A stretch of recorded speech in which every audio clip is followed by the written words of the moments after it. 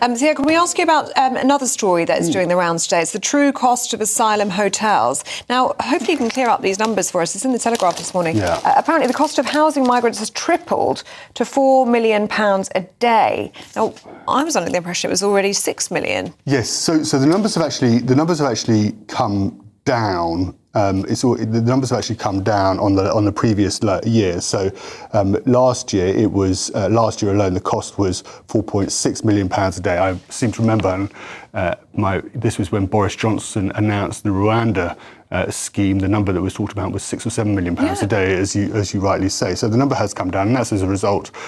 You would think of the government processing applications for asylum more quickly. Of course, there is a flip side to that, because obviously many people are granted right to remain in this country. But I think what's perhaps more worrying, and this is that this is between 2019 and 2029. The total forecast is now 15.3 billion, and that's triple the original number that was set aside for asylum accommodation, and that's worrying. And this is. But when was that set aside? Is that pre-2019? Yes, pre-2019. When the number was first. So this is when the forecasts were first made. The forecast came in at 4.5 billion. That's now 15.3 billion. And I think this is where a mistake. The Labour Party is in danger of making a mistake here, coming off the back of the local elections, because it's thinking, do we go to the right with Nigel Farage, or do we actually worry about issues that are central to the Labour Party, like the winter fuel allowance and like the personal independence payments for the disabled? And what you see here in the third paragraph, and this is the crux of it, is that what the Labour Party have to wrestle with is that those issues are two sides of the same coin. This isn't about left or right. This is about dealing with the challenges in front of us, because the third paragraph puts it, and this is a report by Tony Diver and Charles Hymas on the front of the Telegraph. The £15 billion figure is 3 times greater than Labour's proposed benefit cut and would pay for 15 new hospitals. And the point is that if, and this was up in Runcorn and Helsby, that yes, Sarah Potchin and Nigel Farage, when they were out campaigning, were making the point about immigration, but they were also making the point, and the voters in Runcorn and Helsby voted for reform because what they saw is they saw the benefits cut, they saw the winter fuel allowance being removed, and then in return more money being spent on these migrant hotels and accommodation. And that's what the Labour Party has to wrestle with. It's not a question about left or right, it's a question about solving this particular problem and then having the money to spend on the things that it wants to spend money on, like restoring potentially the winter fuel allowance in some shape or form, or not necessarily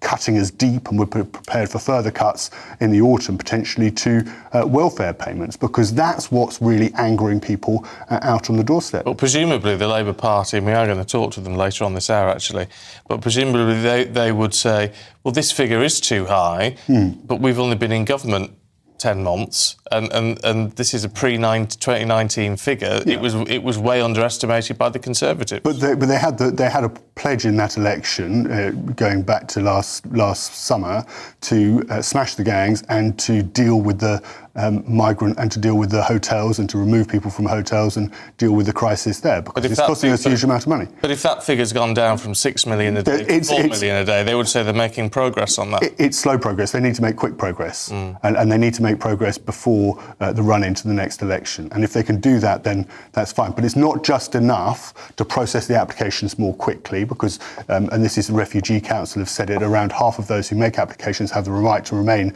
are granted the right to remain in this country. What they need to do desperately and very quickly is to stop the irregular crossings from northern coast of France into Kent. That's what they need to deal with, because it's all very well to deal with what happens at the other end of the system, and they're making progress on that, and the number of deportations is up. But what they need to do is they need to stop the crossings, and simply smashing the gangs and all of these agreements isn't making any headway on that. We're forecast, I think, this year, going by current projections, to go through 50,000 illegal, irregular crossings, choose which word you will, from the English Channel. And that will be the first time we've gone through 50,000 in a year. And I think that actually comes off the back of a story I did previously with you from figures obtained by GB News. This is confusing, because it's saying, the Telegraph is saying the figure has tripled for hotels at £4 million a day, though in fact it's been reduced from £9 million a day down to £4 million. So it's been more than cut in half and yet somehow tripled. Right. So because this is the problem here is that there's fluctuations in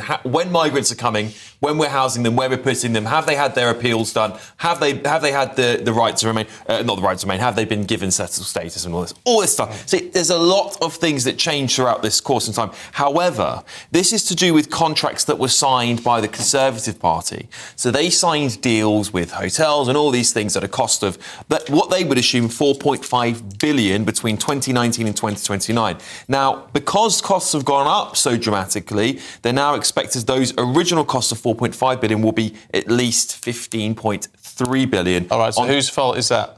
Well, it's probably the fault of the Conservative Party for not getting on top of the crisis in the first place. I mean, this is the reality, isn't it? We won't be dealing with this issue, we won't be talking about this had we not got on top of it for a long period of time. And of course, unfortunately, Keir Starmer is seemingly unwilling to do anything about it either.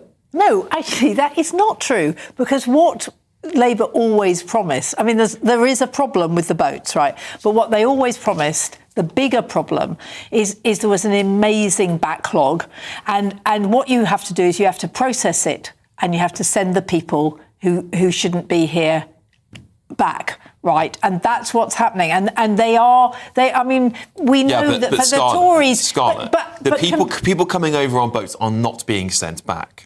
They are. No, they're not. They are. By all accounts, they are not being sent back. There is no evidence to suggest anyone who's come over here on a small boat has been sent back. But deportations deportations are voluntary. No, deportations are not voluntary. Only 20% of people that shouldn't be here have been forced back of that number that the government has given. No, because, Alex, you assume... We have to be honest here. We can't just... I am being honest. I want to say two things. One is you assume that anybody coming here on a small boat is not a refugee. I do assume that, yes. Well, many of them are refugees, right? Many of them are refugees. You can make that argument. And they stay. Well, I mean, I think that, I do talk about a young woman I had staying at my house who was a Christian in Eritrea. And yes, her parents had been jailed for the last 9 years and she came in. But more important is, where does the money come from? And it comes, all of the hotel migrants, it comes from our international aid money.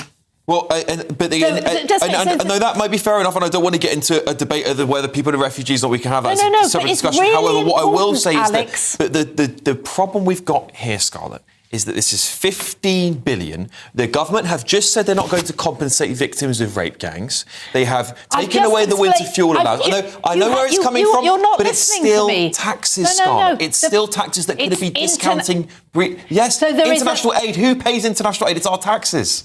So there is a pot called international aid, right? Which is our money, right? Yes, but if it didn't go on asylum, it would go to Africa, right? But no, it shouldn't be. That's the point. It shouldn't be. I don't think you understand budgeting. I do understand budget. I'm saying the budget should go to British people first. Okay, but Scott, how can you ever let me finish a sentence? The point is that we put, 0.3% of GDP into international aid, right? It does not go to rape gangs. It goes to international aid, and part of that, a great deal of that money, goes on asylum seekers and actually Ukrainian refugees. I know, but Scarlett, you're missing my point. My point is, you're not listening. Why are we spending it on those things when we're telling victims of the biggest stain on our country they can't have a penny in compensation? No, right. because Alex, we've got to take it.